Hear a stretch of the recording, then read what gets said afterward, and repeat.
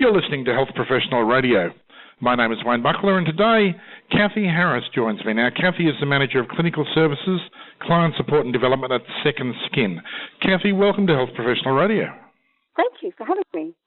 It's our pleasure. Now, Cathy, Second Skin is not a name that sort of immediately tells me what it does. Can you fill me in a little bit about what it is Second Skin does and whereabouts you service geographically?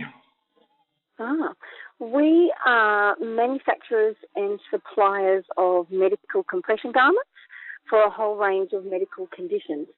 So we design and prescribe and fit and follow up compression garments that you might see on patients with burns injuries, for instance, but also for patients with a whole wide range of other traumatic injuries as well.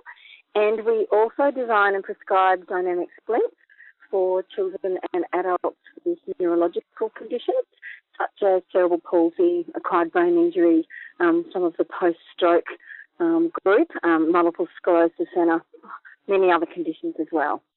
Now, Cathy, my clinical skills are of the same era of Florence Nightingale, I think.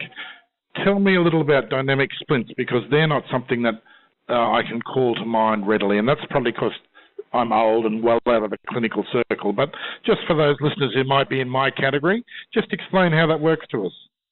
Dynamic splints are fabric-based splints. We use a range of different fabrics depending on what we're aiming to achieve with the splints. We're prescribing them for people who've got neurological conditions like cerebral palsy, where we want to impact on particular goals like their sitting skills or stepping skills, their ability to reach and hold something, their ability to drive an electric wheelchair, hold a cup, access technology, or a whole range of different particular functional goals. So we're using fabric in a way that improves their working posture, that makes a difference to their awareness of their body, and makes a difference to their muscle tone and their sensory feedback, so that they're more able to achieve particular targeted goals. Now, Cathy, whereabouts do you provide your services? We manufacture and design all of our splints in Perth, but we hold clinics all around Australia in all capital cities at various times of the year, and in some regional centres as well. In the last 18 months, we've been starting to do some clinics in New Zealand, and for nearly 18 years now, we've been conducting clinics around the United Kingdom and Ireland. Ah, I see. So that's a big footprint, Australia-wide, New Zealand and the United Kingdom. Absolutely. Yeah, absolutely. It's very exciting, and it's all still made in Australia, all prescribed and designed in Australia, but fitted and followed up and monitored by some of our staff who are UK-based. Ah, and I'm guessing that these have to be a made-to-order individual fitting item. Absolutely. So each client is assessed on their individual needs, and then each splint is prescribed around that. And so there's a huge variation in the clients we see in terms of their age and their condition, and their abilities and disabilities, but also in terms of the splint that we prescribe for them, because each of them's doing different things in their life that require a different kind of splint. Uh-huh. Now, Cathy, most of our audience, in fact about 95% of our audience, are clinicians of one kind or another. We get a lot of doctors, nurses, allied health professionals in acute care in the hospitals, but also a lot of aged care professionals in the aged care industry. What's the message you'd like to get them to take away today as a result of having heard you on Health Professional Radio? That we're there to assist in any way we can. We work with clinicians of all kinds in all different locations around Australia and in the UK. So we're often talking to medics or nurses or orthotists and certainly therapists in a variety of locations. So if anybody has a problem they want us to look at or an issue they want us to try and address, we love to problem solve. We love to think things through and clinically reason what the best path is to make a difference to the client that we see. Now, Cathy, my favourite question in every interview is about misconceptions. There are misconceptions in every industry. What's the biggest misconception amongst your, customers, clients, patients, clinicians that drives you nuts and keeps you awake at night? Oh, my goodness. One of the biggest misconceptions is probably some of the clients who think, gee, I might never be able to have one of those. How would I know how to get one, and how would I find funding support to have that?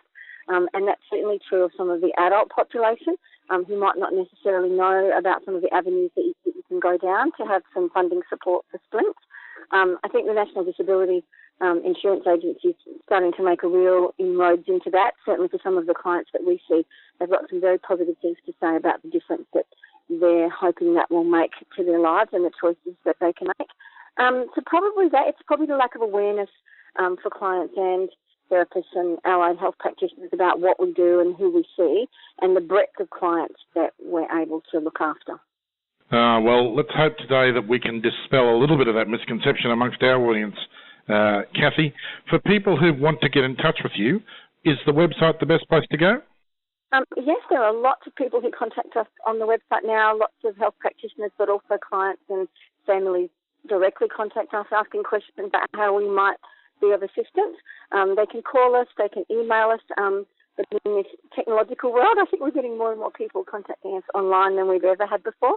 We've got a secure portal on our website that allows clients to safely upload some videos of themselves doing a particular task, for instance, and then they ask our advice on it. So lots of families or clients are choosing to do that as well as a way of finding out how we might assist them.